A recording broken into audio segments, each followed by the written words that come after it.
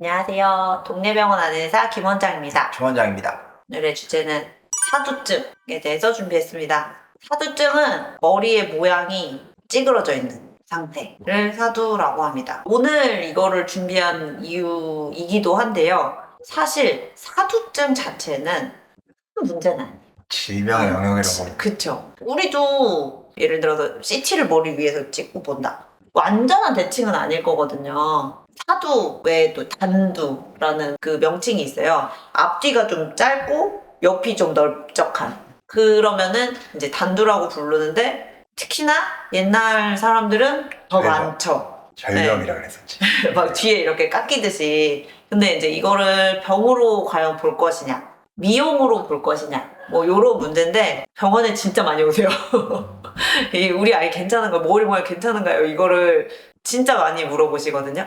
제가 봐드리는 범위에서는 저는 그 부분에 대해서는 보수적인 의사예요. 괜찮다고 얘기해요. 누군가에게는 뭐 이 부분도 치료의 범위로 넘어가야 한다라고 말씀하시는 분들이 있을 수 있는데 제가 여기서 볼 때도 다른 검사 도구를 보는 건 아니고 정말 위에서 이렇게 보거든요. 그 조금 대칭이 안 맞는 정도는 사실은 병적인 범위라고 보기에는 조금 힘들죠.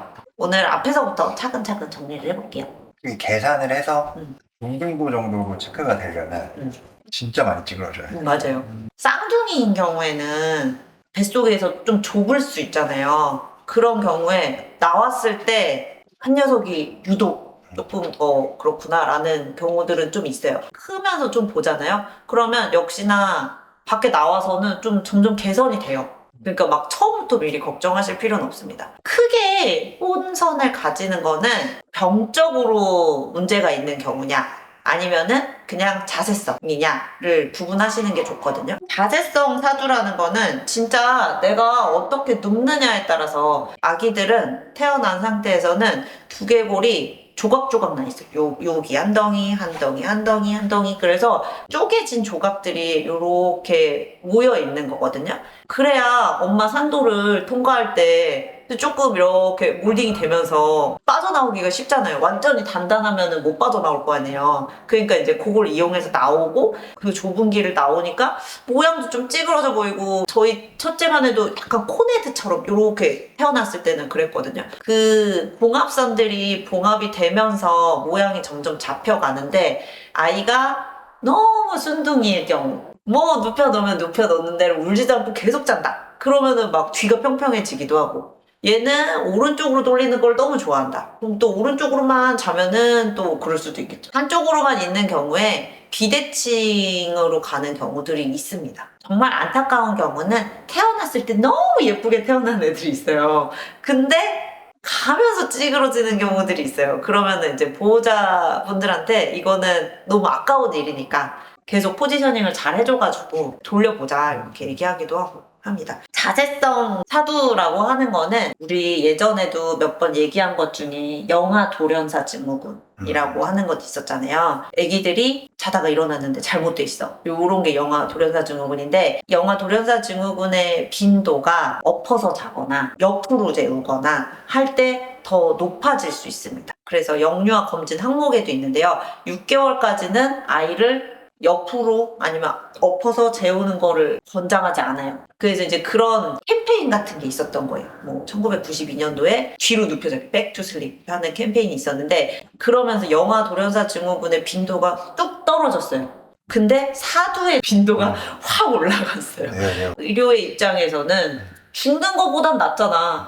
애가 잘못되는 것보단 낫기 때문에 당연히 이제 안전한 포지션으로 재우시는 게 1번이고 깨어있는 동안에 계속 롤링을 하고 엄마가 보는 동안에 엎드려 놀기 하고 그러면서 이제 예방을 할 수 있다라고 얘기를 하는 거죠. 미숙아나 사경이 동반된 경우는 같이 올라갈 수 있다고 돼 있어요. 그런 경우에는 더 잘 봐야 되는 케이스. 자세성 사두 말고 조기 유압이라고 불리는 너무 일찍 그 봉합선이 닫혀버리는 거예요. 두개골들이 조각조각 나 있는데 이게 이제 일정한 시기가 되면은 하나씩 봉합선이 닫혀야 되는데 너무 일찍 닫히는 거야. 닫혀버리면은 성장을 더 이상 못 하겠죠. 한쪽만 막 닫혀.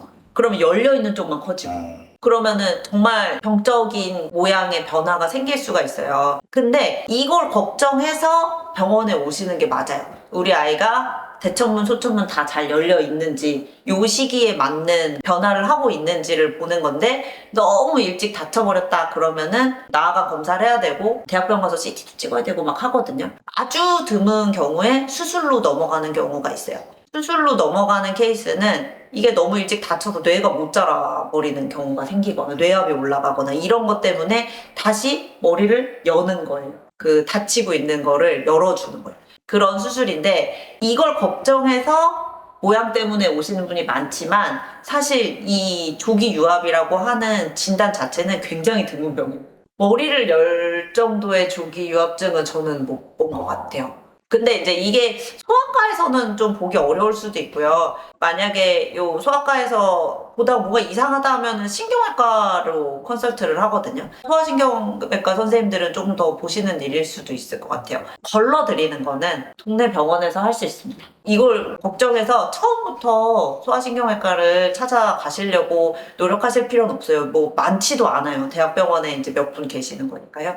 그렇게 생각하시면 되고, 혹시나 이런 것들이 일부는 그런 유전 질환이랑 관련이 있을 수가 있어서 다른 워크업들을 해야 되니까 이제 대학병원에 가게 되는 거예요. 공합선들이 어디가 다치느냐에 따라서 머리가 이렇게 앞뒤로 쭉 길어지는 애들도 있고, 또 한쪽만 이렇게 커지는 경우들도 있고, 옆으로 이렇게 길어지는 경우들도 있고, 병적인 경우. 병적인 경우에 우리가 보통 진료실에서 보는 우리 아이 두상이 좀 안 예쁜 것 같아요 하는 범위를 사두증이라고 하는 거고, 요런 경우에는 사실은 뇌 발달이 안 된다거나 뇌압이 올라간다거나 하는 더 걱정스러운 질병이랑은 사실 그다지 상관은 없습니다. 미용의 문제입니다. 그래서 약간 보호자의 원하는 정도에 따라서 치료를 결정하게 되는 경우들도 많아요. 근데 그 결정을 못 하시는 분들도 많거든요. 뭔가 우리가 해줬으면 하는 그거를 하실 때가 있어요. 하지 말라 그러시고. 저는 진짜 많이. 왜냐면 해도 되고 안 해도 된다라고 할 때 너무 불편해요. 치료 자체가 이제 헬멧으로 하는 건데 거의 하루에 24시간 중에 20시간 이상을 쓰고 있어야 돼요. 길어져 있는 부분은 더 잘하지 못하게 눌러주는 거고, 남은 공간에 이제 맞춰서 모양을 잘하라 해가지고 이제 맞추려고 하는 건데, 안 하면 너무 아쉬움이 남을 것 같다. 그런 보호자들한테는 하라고 합니다. 그때 올 수 있는 어떤 불편함들, 잠도 쓰고 자야 되고 막 이런데 너무 불편하잖아요. 그런 것들은 선택의 부분일 수 있고, 할 거면 4개월 정도에 한번 보시는 게 좋아요. 영유아 검진이 그때쯤에 한번 있거든요. 그때 이제 머리 모양을 보고 한번 판단을 해보는 거죠. 우리가 그냥 모양이 삐뚤어졌어요 라기보다는 어느 정도의 차이면은 그런지를 또 분석해 놓은 표가 있거든요. 다이아고널 디퍼런스라고 그래서 머리 위에서 대각선을 짧은 쪽과 긴 쪽의 차이가 어느 정도인지를 보는 거예요. 그 길이의 차가 정상값은 5mm 정도인 거거든요. 그러니까 5mm까지는 그다지 뭐 이게 범적 범위라고 볼 수가 없고, 6에서 10mm 차이가 난다. 한 1cm 정도 차이가 난다. 그러면은 치료를 좀 고려하는 정도. 만약에 1.5cm, 15mm 이상 차이가 난다 그러면은 조금 심한 경우, 그런 경우는 이제 하라고 조금 더 권장하는 게 맞겠죠. 단두 같은 경우는 앞뒤의 길이와 귀에서 이렇게 되는 양 옆의 길이를 재서 그 비율을 봐요. 그 비율이 요 길이 분의 요 길이거든요. 단두면 단두일수록 이 길이가 길고 이 길이가 짧을 거 아니에요. 95% 이상이 되면 심한 수치. 정상값을 한 90까지로 보는 거고, 90보다 뭐 95 사이 이러면은 그래도 조금 더 단두에 가까우니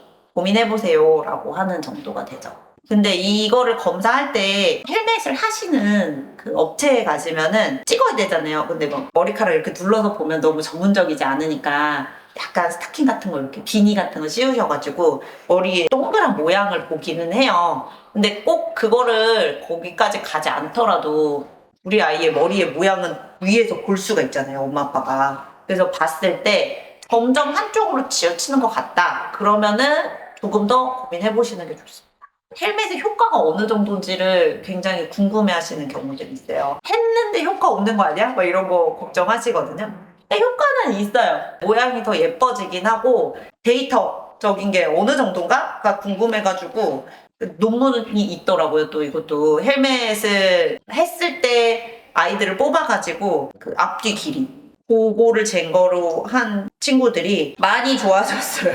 그래서 뭐 평균 95에서 뭐 89.4로 줄었다. 이게 미국 논문인데 데이터도 꽤 많은 데이터를 했어요. 2013년부터 17년까지 4,205명의 영아를 대상으로 했다. 그러니까 뭐 그렇게 규모가 작진 않거든요. 어쨌든 모양이 더 예뻐졌다. 근데 이게 비교는 안 했네. 그치. 가만히 둬도 좋아질 수 있는. 그쵸. 그게 항상 의문이죠. 흘리듯이 얘기한 거 있잖아요. 처음에 태어났을 때는 당연히 태어나느라 힘드니까 더 찌그러져 있을 수 있거든요. 1개월짜리를 데리고 와서 고민을 한다. 그러면 아유 아직은 어떻게 뉘시는지에 따라서도 너무 다를 수 있다. 라고 말씀을 드리고요. 6개월짜리인데 데리고 오셔서 고민을 한다. 그러면은 마지노선이요. 치료를 할 거면은 빨리 보내드리는 게 좋고 실제로 4개월부터 한 6개월 정도까지가 적긴데 헬멧을 쓴다고 한다면 그런 말이 있어요. 4개월 했으면 4개월 치료한다. 6개월 했으면 6개월 치료한다. 막 이렇게 얘기를 해요. 돌 지났는데 고민하신다. 그러면 이제 또 고민하지 말라고 그러죠. 왜냐면은 돌부터 한 12개월에서 한 18개월 정도면은 이제 대처문도 막 다치고 하니까 옛날에 그 삼장법사가 손오공 괴롭히듯이 씌워만 놓는 괴롭히는 용도밖에 안 되거든요. 그래서 헬멧을 고려할 거면은 무조건 6개월 전에. 네 4에서 6개월 영유아 검진 때 판단해 보시고 그때 고민하시는 게 좋습니다. 그러면은 너는 헬멧은 그렇게 권장을 막 많이 하는 의사는 아닌데 그럼 너는 뭘 해줄 수 있니?를 제가 항상 생각을 하거든요. 나만의 팁. 누구나 우리도 한쪽이 더 편해. 왜냐하면 잘 때 분명히 찾아보시면 어떻게 자는 게 더 편한 쪽이 있으실 거예요. 엄마 쪽을 계속 바꿔주는 거죠. 엄마랑 같이 자는 거 권장하진 않거든요. 근데 같은 방 안에 침대가 있을 수는 있잖아요. 그러면은 아기를 머리를 이쪽으로 뒀다가 이쪽으로 뒀다가 하면은 엄마의 방향이 또 바뀔 수도 있고 골고루. 네, 골고루 오른쪽으로 돌리고 왼쪽도 돌릴 수 있게 그렇게 해주시는 게 좋고 뭐 모빌이나 이제 관심 갈 만한 것의 위치를 계속 좀 바꿔주는 것 먹일 때도 그리고 그거 저는 되게 많이 말씀드려요. 양육자도 불편해야 된다. 아기를 키우다 보면은 수유를 하거나 안아주시거나 할 때도 편한 쪽이 생겨요. 나는 이쪽으로 하는 건 영 불편해가지고 못 앉겠다 막 이런 게 있거든요. 그 불편한 거를 같이 하셔야 돼요. 그래야 아기도 이제 서로 불편해지면서 이제 맞춰지는 게 좀 있고 머리를 가누는 시기가 한 3개월에서 4개월 넘어가는 그 100일쯤이거든요. 그때부터 터미타임이라고 해가지고 엎드려 놀기 시키고 하는데 이 터미타임도 고기도 먹어본 놈이 안다고 해본 애들이 더 잘해요. 엎드려 노는 것도 머리를 다 아직 못 가눠도 엄마가 그냥 아기 잘 보고 있을 때는 더 어릴 때도 1, 2개월 사이에도 잠깐씩 엎드려 노시는 거 괜찮아요. 대신 보고 있어요. 그치. 예전에 제가 그랬대요. 저희 언니 오빠보다 저 좀 납작한 편인데 엄마 아빠가 그 당시에는 엎어놓고 키우는 게 이제 허용되던 그 거친 시절이었는데 똑같이 이제 셋째니까 너도 엎어져 있어라 하고 해놓고 우리 엄마 일을 좀 한 거지. 그랬는데 이제 빨래 놀고 왔더니 막 거의 막 제가 막 파래져가지고 넘어가고 있었대요. 그래서 그때부터 이제 놀래가지고 뒤집어서 해가지고 셋 중에 제가 제일 평평하다 막 이런 그게 있는데 어쨌든 보고 있을 때 해야 되는 거죠. 집안일을 한 동안에 한다거나 하는 거는 사고로 연결될 수 있기 때문에 권장하지 않아요. 우리는 엎어놓지 않는데 잘 때 얘가 자기가 홀랑 엎어져요 하는 경우가 있어요. 스스로 그냥 엎어져서 잔다 하는 경우는 사실은 머리를 좀 돌릴 수 있는 경우까지 되면 그렇게 위험하진 않은데 침구가 너무 푹신푹신하면 돌렸는데 막 이렇게 막힐 수가 있잖아요. 뭐 주변에 쿠션이나 인형 베개 이런 거는 사실은 다 치우는 게 좋고 바닥이 단단한 바닥에서 재우시는 게 좋아요. 그게 사고 위험입니다. 헬멧을 씌우지 않는 수준에서 부상의 모양을 좀 만들어주는 팁은 침대 위치 계속 바꾸는 거, 그 다음에 엄마의 위치가 계속 바뀌는 거, 양육자가 좀 불편한 쪽으로 계속 왔다 갔다 하는 거, 엎드려 놀기 중간중간 시키는 거, 이런 것들이 아주 작은 팁들입니다. 무늬가 몇 % 이상이면 95% 이상. 95%. 네. 둘레 자체는 5% 미만이거나 95%이면 진짜 그 정규분포 얘기죠. 네. 그래서 그 범위에 있으면은 다르게 크는 거 아닐까라는 걱정을 하기도 해요. 그러니까 아까 말한 우리 조기 유압이거나 이런 경우는 오히려 너무 작아서 고민일 때 더 생각 많이 하게 되고, 대처문이 유압이 아예 안 되고 안 다치는 경우들이 있거든요. 그런 경우에는 계속 너무 클 때 점점 커지. 그러면은 고민하죠. 한 번의 검사로 문제 삼진 않아요. 머리가 큰데 보니까 엄마 아빠도 커. 이러면 사실 닮을 수 있거든요. 소아과 의사들 중에서도 좀 더 권장하시는 선생님들이 계세요. 근데 보면은 약간 본인이 이게 조금 후회가 남았다. 나중에 군대 가서 모자 썼는데 너무 안 예쁘다. 막 이런 얘기 하시기도 하고 하더라고요. 완벽주의적인 성격이 좀 있으시나요? 편하진 않아요. 헬멧이라는 게 계속 쓰고 있고, 막 여름에 이게 또 요 시기에 겹친다 그러면 막 땀 차고 피부도 막 안 좋아지고 막 이럴 수 있으니까.